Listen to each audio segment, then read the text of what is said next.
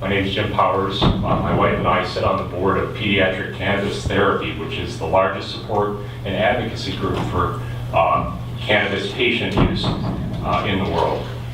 I was asked to come here today to discuss the group's stance on this bill, but more importantly, I come to you as a father.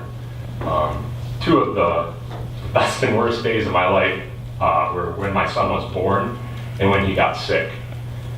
He has a very rare autoimmune disease that attacks his kidneys.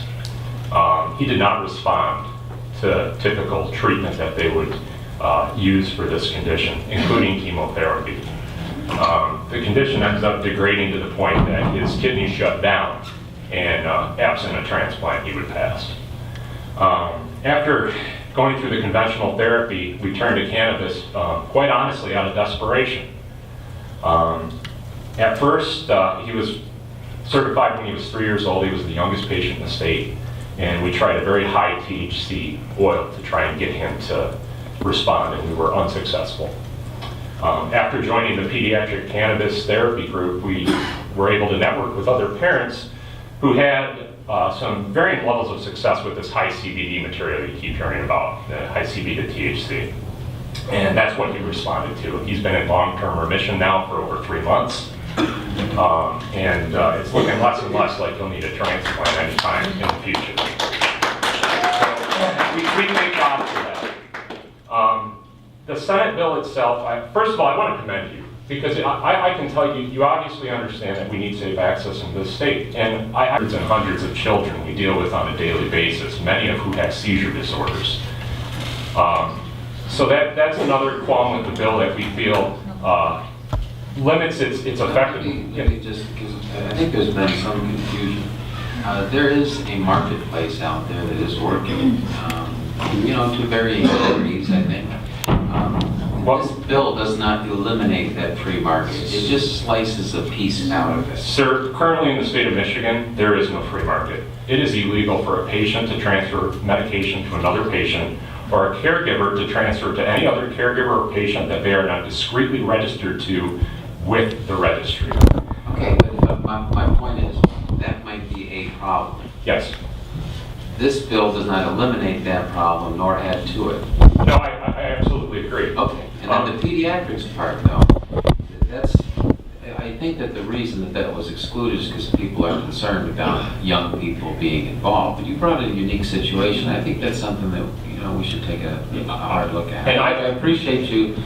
It helps for some of us to be able to see a live example, and the fact that you brought one here helps us to understand. There's nobody up here that says, we don't like kids, so let's write them out. Of course not. I'm sure most of you are parents yourself. Yeah, and those of us that aren't still like kids. Absolutely.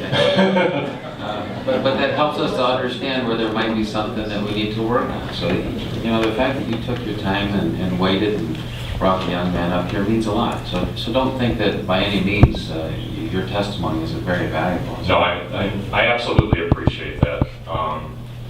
The other concern we have is something that's been brought up, and I'll try not to dwell on it because I know it's a little bit redundant, but the Senate Bill 660 involves a pharmacist at a pharmacy location, which I can see value with, absolutely.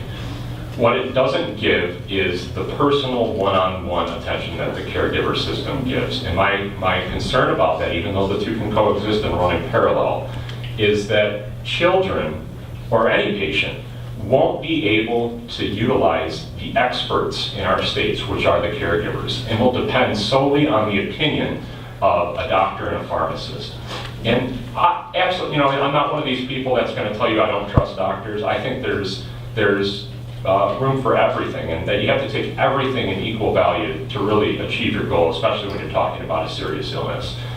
That being said, the doctors I talk to are not comfortable in dosing marijuana. And the reason they're not comfortable with it is they're not educated on it.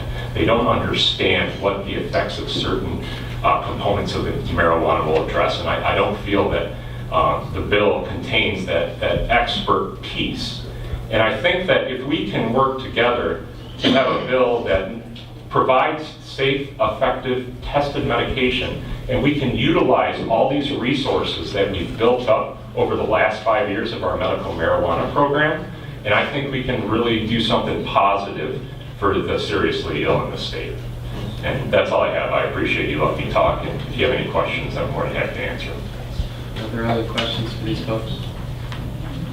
All right, thank you very much. I appreciate your testimony.